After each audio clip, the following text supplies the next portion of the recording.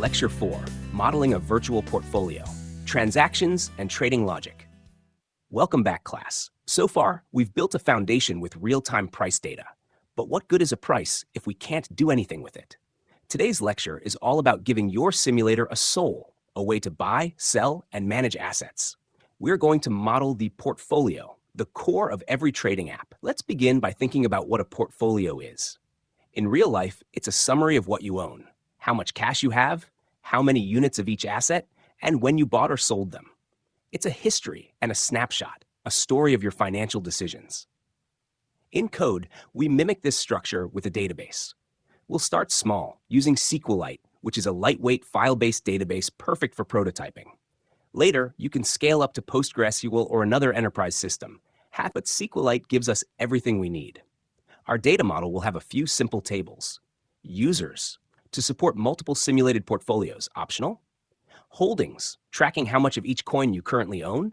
Transactions, a log of all buys and sells with timestamps, coin symbols, quantities, and prices. Balance, how much virtual cash is left. Now let's talk logic. Suppose the user wants to buy 0.5 BTC. Your backend FastAPI receives the request. It checks, 1. Is the user's balance high enough? 2. What is the current price of BTC?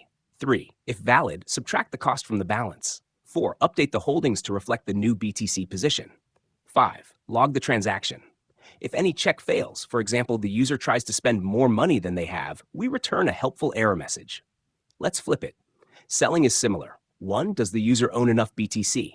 2. What's the current price? 3. Add the sale amount to the balance. 4. Reduce holdings. 5. Log it. You can already see how this turns your app from a viewer into a simulator. The user is no longer a spectator, they're a player. And this system is their practice field. Now let's take it a step further. What happens after 20 trades? 100? That's where transaction logs become vital. You can graph trends, calculate return on investment, or even analyze trading behavior, all from the data you've collected. But the true magic comes in feedback. Did the user buy high and sell low? Did they beat a basic strategy like dollar cost averaging? Could an AI assistant point out a missed opportunity? That's where we're heading. But first, we need the portfolio to be accurate, robust, and testable. Today's takeaway: a portfolio isn't just a balance sheet.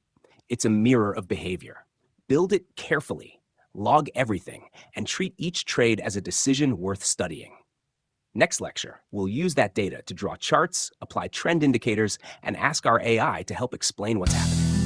See you then.